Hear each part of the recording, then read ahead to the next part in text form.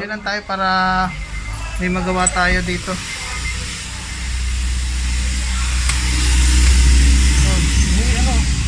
May mga power, no?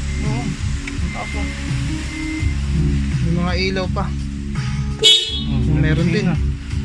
Okay, subukan mo start. Starter to. Ayos, oh. So, tingnan natin yung voltage ng battery. So, yun na nga, ano.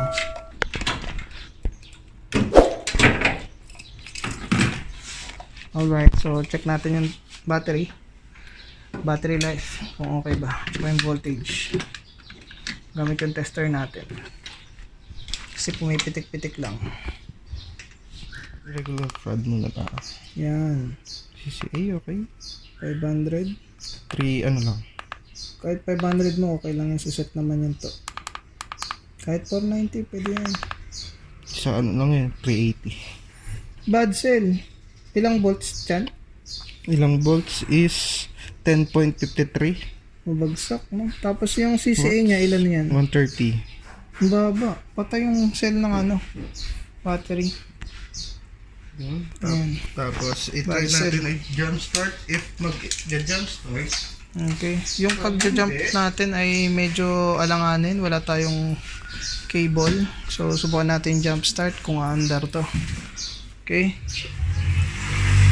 Alright, so subukan natin start. Jump start lang to kasi bago naman yung sasakyan. 20,000 kilometers and 2 years na yung kanyang battery. Okay, jump start natin. Start. Sige, dikit maigi.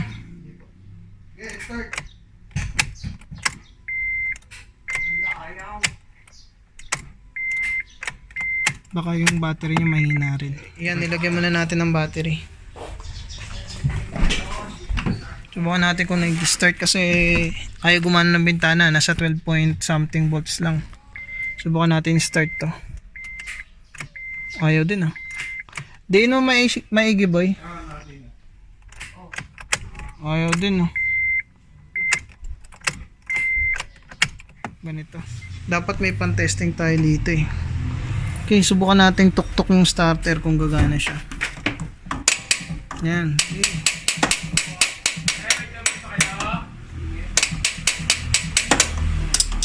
naka-stock lang.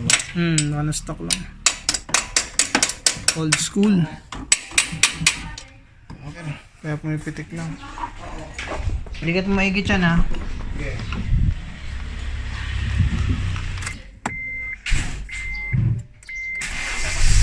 Ay, andar. Pambira. Magic boy.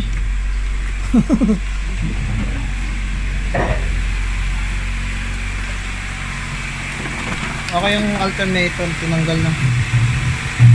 Patayin muna kaya natin yun, bad cell na to eh. Hindi, para magkaroon. Ilagay lang. Check natin kung magkakaroon. Baka kasi sirain din yung alternator. Ito na yung mga loads yung ano, yung battery natin na bago.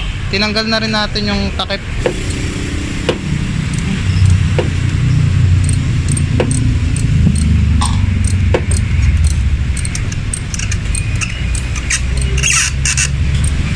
Alright. Diba eh. Tapos bago nyo yung kabit, linisan nyo na rin yung terminal mga doon.